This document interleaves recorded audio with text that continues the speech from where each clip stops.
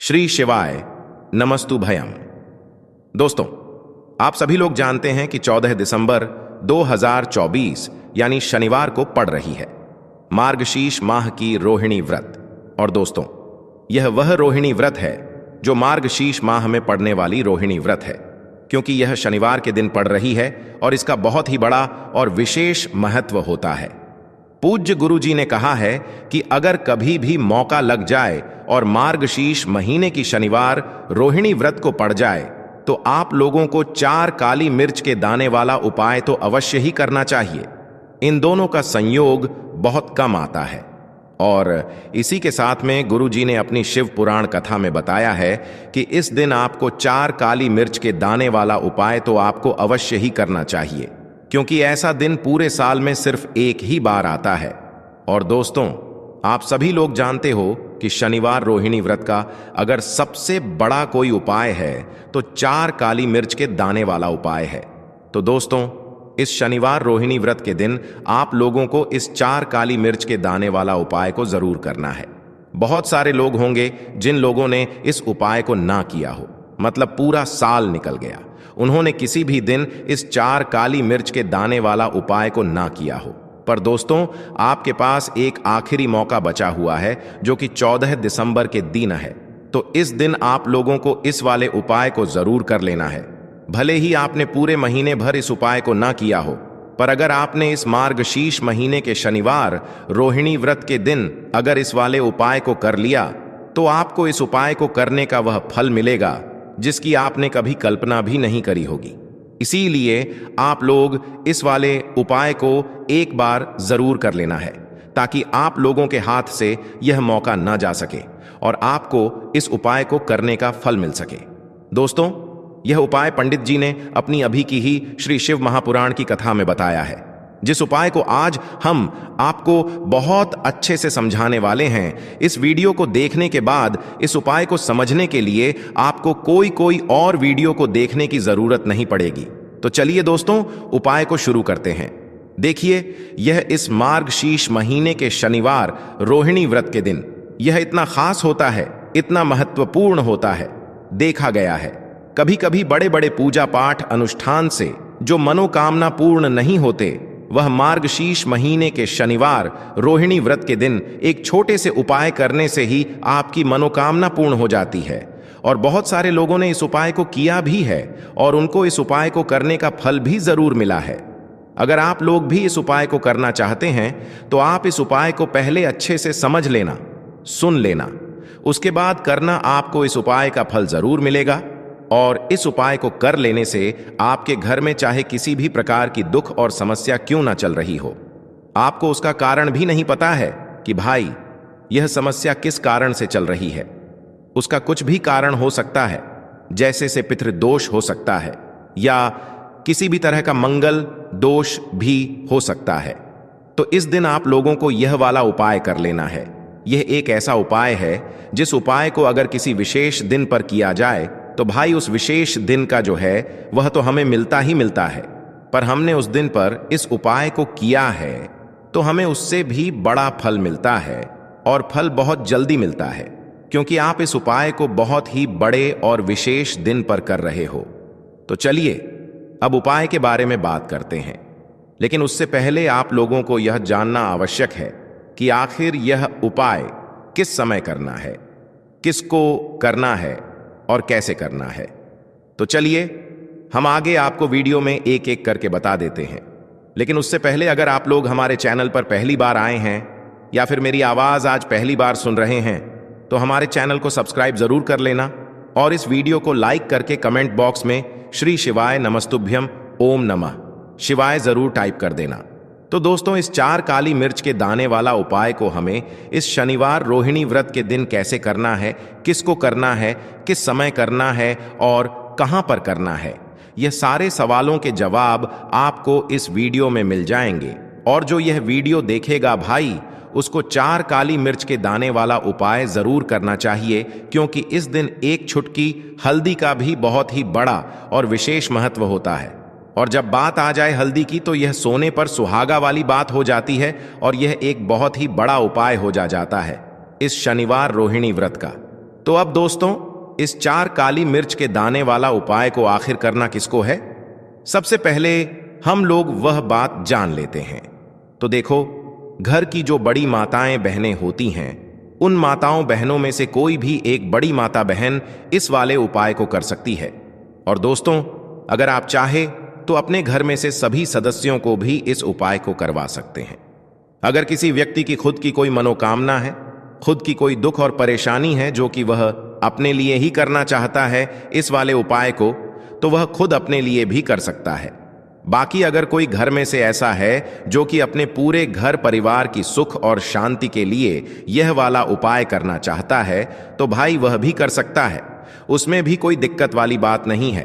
कहने का मतलब यह है कि इस उपाय को हर एक सदस्य भी कर सकता है और पूरे घर परिवार के सदस्य के लिए घर की बड़ी माताओं बहनों में से कोई एक माता बहन भी कर सकती है। माताएं बहनें अगर घर में उपस्थित ना हो या वह यह वाला उपाय ना कर पा रही हो, तो फिर घर का कोई बड़ा सदस्य भी इस 4 काली मिर्च के दाने वाला उपाय को कर सकता है, चाहे फिर वह पुरुष ही क्यों ना हो। उसमें कोई भी दिक्कत वाली बात नहीं है। अब दोस्तों, जो अगला प्रश्न निकल कर आता है वह यह आता है इस उपाय को लेकर कि आखिर इस उपाय को हमें किस समय करना है, सुबह के समय करना है कि शाम के समय करना है। तो देखो, इस वाले उपाय को आप लोग सुबह के समय भी कर सकते हो और शाम के समय प्रदोष काल में भी कर सकते हो। अब अगर आप पूछो कि भाई सबसे उत्तम समय कौन सा रहेगा इस 4 काली मिर्च के दाने वाला उपाय को करने का, तो हम आपसे बस यही कहेंगे कि इस उपाय को आप सुबह के समय करेंगे तो ज्यादा बेहतर होगा। बाकी अगर प्रदोष काल शाम के समय भी करेंगे तो भी अच्छा होगा, उसमें कोई भी दिक्कत वाली बात नहीं है। तो अब दोस्तों, जो अगली सबसे बड़ी और महत्वपूर्ण बात आती है वह यह आती है कि सुबह अगर हम उपाय को करेंगे तो हमें कितने बजे से लेकर कितने बजे तक के बीच में करना है, और शाम के समय प्रदोष काल में करेंगे तो हमें कितने बजे से लेकर कितने बजे के बीच में करना है। तो देखो, सुबह जितनी जल्दी हो सके आप उपाय को करने की कोशिश करना। बाकी अगर किसी कारणवश लेट भी हो जाओ, थोड़ी देर भी हो जाए, तो 10 या 11 बजे तक भी आप उपाय कर लेना, पर 12 बजे से ज्यादा देरी ना हो, ठीक है? इस बात का ध्यान रखना। उसके बाद में दोस्तों, अगर शाम के समय प्रदोष काल की बात करें, प्रदोष काल का जो समय होता है वो शाम के 6 बजे से शुरू हो जाता है। मतलब शाम के 6 बजे से लेकर 7 बजे के बीच का जो समय होता है, यह समय प्रदोष काल का समय होता है। तो आप इस उपाय को 7 या 8 बजे के बीच में भी कर सकते हो। मतलब शाम के 6 बजे से रात 8 बजे के बीच में आप कभी भी इस वाले उपाय को कर सकते हो, उसमें कोई भी दिक्कत वाली बात नहीं है। तो मार्गशीर्ष का महीना ही है जो आपको धन दौलत पुण्य दोनों ही देने वाला है। मार्गशीर्ष के महीने में एम तुलसी का पूजन करके, श्री हरिविष्णु से जुड़े हुए कुछ उपाय करके आप अपने जीवन की निर्धनता, धन से जुड़ी समस्याएं, कर्जे से जुड़ी समस्याओं को हमेशा के लिए दूर कर सकते हैं। तो यह वही महीना है जिस माह में भगवान विष्णु योग निद्रा से जागते हैं। भगवान विष्णु को तुलसी अति प्रिय है, इसलिए उनकी पूजा में भी विशेष रूप से हम तुलसी का उपयोग करते हैं। और बिना तुलसी दल के, बिना तुलसी मैया के श्री हरि विष्णु की पूजा और उनका भोग दोनों ही अधूरे होते हैं। इसीलिए मार्गशीर्ष के महीने में ऐसा उपाय आपको बताने वाले हैं जिसे करने से श्री हरि विष्णु की असीम कृपा आपको मिलेगी और मां तुलसी से ऐसा आशीर्वाद मिलेगा, जीवन का हर दुख, हर कष्ट, गरीबी, निर्धनता, कर्जे से जुड़ी समस्याएं, सब कुछ ही आपके जीवन से दूर हो जाएगा और सुख, समृद्धि, धन, वैभव, ऐश्वर्य सब कुछ आपको अपने जीवन में आसानी से मिलने लगेगा। तो चलिए बात कर लेते हैं कि कौन सा उपाय है, तुलसी के पौधे में कौन सी चीज आपको रखनी है और इस उपाय को किस समय करना है। देखिए, सबसे पहले तो आपको बता दें कि अगर आपके घर में तुलसी का पौधा नहीं है तो मार्गशीर्ष के महीने में एक तुलसी का पौधा अपने घर में लाकर जरूर लगाएं, क्योंकि मार्गशीर्ष के महीने में जो लोग अपने घर में तुलसी जी का पौधा लाकर लगाते हैं, मां तुलसी का पूजन करते हैं, कभी भी मां तुलसी उनके घर में निर्धनता नहीं रुकने देती हैं। हमेशा उनके घर में धन की वृद्धि होती है, धन की वर्षा होती है। तो जरूर से तुलसी का पौधा आप मार्गशीर्ष के महीने में अपने घर जरूर लेकर आएं और अच्छे से आपको मां तुलसी का पूजन करना है। मां तुलसी के पौधे की देखभाल करनी है। और वह कौन सी चीज है जो आपको तुलसी के पौधे में मार्गशीर्ष के महीने 14 दिसंबर शनिवार रोहिणी व्रत में रखना है, और कैसे यह चीज रखते ही रातों रात आपके जीवन में चमत्कार होगा और आपके भाग्य का भी आपको साथ मिलेगा। तो देखिए, इस उपाय के लिए आपको 4 काली मिर्च के दाने आपको लेने हैं। ठीक है, तो चलिए सबसे पहले बात कर लेते हैं। काली मिर्च के 4 दाने आपको अपने घर में करना है, और इस छोटे से उपाय को करके कैसे आप अपने जीवन में बड़े से बड़े दुश्मन से छुटकारा पालेंगे और आपके गुप्त शत्रु भी आपका कुछ बिगाड़ नहीं पाएंगे। तो देखिए, बहुत सारे लोग हैं जो यह चीज जानते हैं कि जब व्यक्ति को नजर लग जाए तो उसके पैसे को भी कहीं ना कहीं नजर लग जाती है, उसके घर की सुख शांति को, सुख समृद्धि को भी नजर लग जाती है।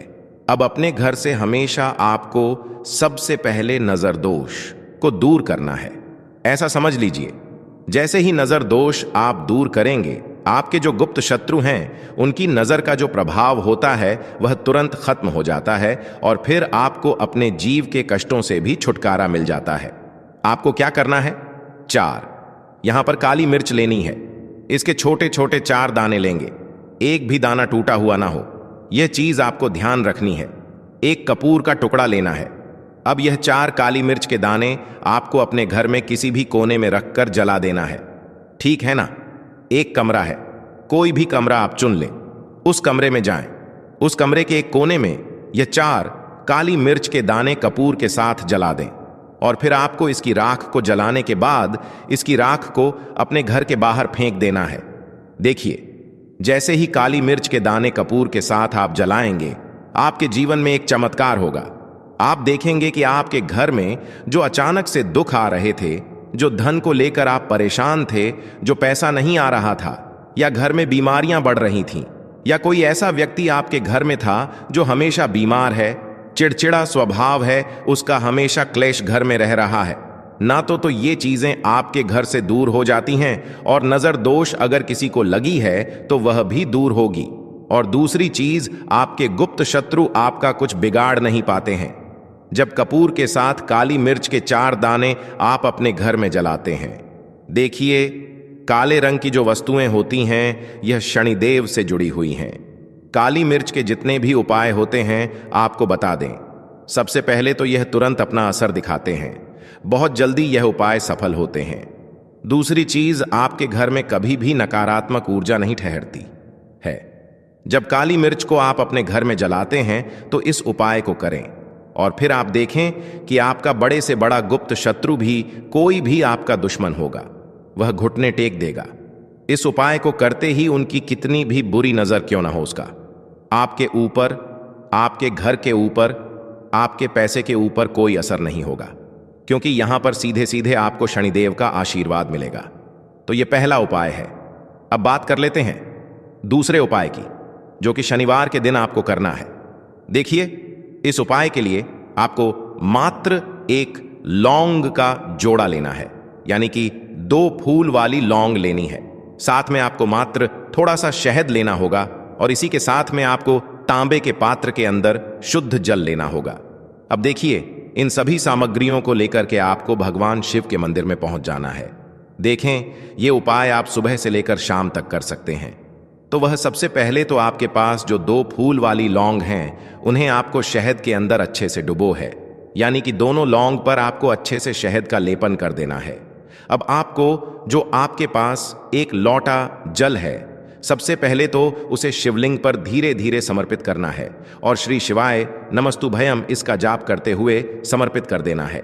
अब आपके पास जो 2 फूल वाली लौंग है शहद से, उसे आपको शिवलिंग पर अर्पित करना है, और आपको प्रार्थना करनी है कि जीवन में जो रोग की स्थिति है वह समाप्त हो, जीवन के जो संकट और समस्याएं हैं वह सभी समाप्त हो, जीवन से जो कर्ज की समस्या है वह समाप्त हो। इस प्रकार से प्रार्थना करते हुए यह जो 2 फूल वाली लौंग ही शहद संयुक्त, इससे आपको शिवलिंग पर अर्पित कर देनी है। आपकी जो भी समस्या होगी इस शनिवार के दिन अवश्य ही समाप्त हो जाएगी। तो इस प्रकार से आपको पहला उपाय करना है। अब हम बात कर लेते हैं दूसरे उपाय के बारे में। देखो, यह उपाय आपके लिए सर्वश्रेष्ठ होने वाला है। देखिए, इस उपाय के लिए आपको मात्र 5 हरे मूंग के दाने आपको साबुत लेने हैं, खंडित नहीं होने चाहिए। इस बात का ध्यान रखें। और इसी के साथ मैं आपको एक तांबे के पात्र के अंदर अपने घर से शुद्ध जल ले लेना है। अब दोस्तों, इन सभी सामग्रियों को लेकर के आपको सीधे पहुंच जाना है भगवान शिव के मंदिर में। देखिए, इस उपाय को भी आप सुबह भी कर सकते हैं और शाम के समय में भी कर सकते हैं। देखिए, भगवान शिव के मंदिर में पहुंचने के बाद आपके पास जो 5 हरे मूंग हैं, उनमें से पहला जो हरा मूंग है, आपको शिवलिंग के सामने जो नंदी महाराज होते हैं और उनका जो पैर उठा हुआ होता है, वहां पर आपको पहला हरा मूंग समर्पित कर देना है और आपको ओम नमः शिवाय इसका जाप कर लेना है। फिर आपको दूसरा हरा मूंग लेना है और शिवलिंग पर जो श्री गणेश जी वाला स्थान होता है, वहां पर आपको यह दूसरा हरा मूंग समर्पित कर देना है। यानी कि शिवलिंग के सीधे तरफ आपको यह दूसरा हरा मूंग समर्पित करना है और फिर आपको ओम नम शिवाय या फिर श्री गणेशाय नम इसका जाप कर लेना है। तीसरा, हरा मूंग का दान आपको भगवान शिव की सबसे प्रिय पुत्री माता अशोक सुंदरी वाले स्थान पर समर्पित करना होगा। शिव की जो जलाधारी होती है, जहां से जल बह करके आता है, उसी जलाधारी के बीच में जो कहीं कहीं उठी हुई लाइन होती है सांप की आकृति के रूप में, वहीं पर आपको तीसरा हरा मूंग समर्पित करना है और फिर आपको ओम नमः शिवाय इसका जाप कर लेना है। अब दोस्तों, चौथा जो हरा मूंग है, उसे आपको भगवान कार्तिकेय जी का जो स्थान होता है शिवलिंग पर, वहां पर आपको यह चौथा हरा मूंग का दाना समर्पित कर देना है और आपको ओम नमः शिवाय इसका जाप कर लेना है। अब दोस्तों, आपके पास जो 5वां और अंतिम हरा मूंग बचा हुआ है, उससे जल के पात्र के अंदर डाल देना है और इस हरे मूंग से युक्त जल से आपको भगवान शिव के शिवलिंग का अभिषेक कर देना है। जल आपको बिल्कुल धीरे धीरे समर्पित करते जाना है और लगातार आपको शिव महापुराण के मूल श्री शिवाय नमस्तुभ्यम इसका जाप करते रहना है। फिर आपको शिवलिंग के सामने बैठकर, यदि आप अपने बच्चों के लिए यह उपाय कर रहे हैं, यदि आप अपने बच्चों की बुद्धि ज्ञान और विवेक के लिए उपाय कर रहे हैं, तो उसके लिए आपको प्रार्थना कर लेनी है। या फिर व्यापार में वृद्धि करने के लिए यह उपाय कर रहे हैं, तो उसकी कामना करते हुए आपको प्रार्थना कर लेनी है। या फिर अपनी नौकरी के लिए कर रहे हैं, या फिर अपने इंटरव्यू के लिए, या फिर धन की प्राप्ति के लिए कर रहे हैं। जिस भी कामना के लिए आप उपाय कर रहे हैं, उसे परिपूर्ण करने के लिए आपको महादेव से प्रार्थना कर लेनी है और फिर आपको वापस अपने घर आ जाना है। पूज्य गुरु जी ने कहा है कि जो भी व्यक्ति इस उपाय को कर लेता है, तो यकीन मानिए आपके जीवन की जो सारे संकट, कष्ट और बाधाएं ही वह सभी समाप्त होंगे। अब हम बात करते हैं अगले उपाय की। इस उपाय के लिए आपको एक दीपक लेना है। दीपक आप मिट्टी का भी ले सकते हैं और शुद्ध आटा मढ़कर उसका दीपक भी आप तैयार कर सकते हैं। दीपक के अंदर गोल बाती का प्रयोग करना है और दीपक के अंदर आपको शुद्ध घी का प्रयोग करना है। इसी के साथ मैं आपको मात्र एक फूल वाली लौंग लेनी होगी। अब यह एक दीपक और एक फूल वाली लौंग लेकर के सीधा आपको पहुंचना होगा बरगद के वृक्ष के वहां पर। देखिए, सबसे पहले तो आपके पास जो एक फूल वाली लौंग है, उससे आपको बरगद के वृक्ष की जड़ में समर्पित करना है। देखिए, अगर आपके जीवन में कोई भी बड़ा संकट आने वाला है, कोई भी बड़ा कष्ट आने वाला है, तो वह इस उपाय के माध्यम से दूर होने वाला है। महादेव की विशेष कृपा रहेगी कि जो भी संकट आपके जीवन में आने वाला होगा, वह भी दूर हो जाएगा।